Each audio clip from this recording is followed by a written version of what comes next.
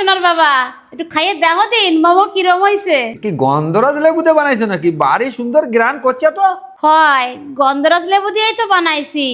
চলো দেখাচ্ছি কিভাবে বানাইছি। প্রথমে এই গন্ধরাজ লেবুর এই সবুজ অংশটা ঘষে বার করে নিতে হবে। এধারে কটা চিকেন বাটিয়ে নিছি।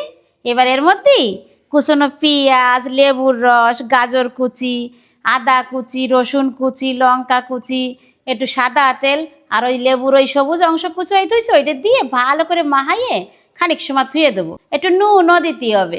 এই বাটিতে একটু জল নিয়ে নিছি। এবার এর মধ্যে লেবুর রস আর সবুজ ফুড কালার দিয়ে মিশিয়ে নেব। তারপরে খানিকটা ময়দার মধ্যে একটু নুন আর সাদা তেল মিশিয়ে নিয়ে ওই সবুজ জলটা দিয়ে মাহাইয়ে একটা ডো বানায় নিতে হবে। এই যে ডো বানানো হয়ে গেছে। এবার ছোট ছোট লেচি কেটে বেলে নিতে হবে। বেলে নিয়ে চিকেনের পুর দিয়ে মোমোর শেপ দিয়ে নিতে হবে। মোমো বানানো হয়ে গেছে।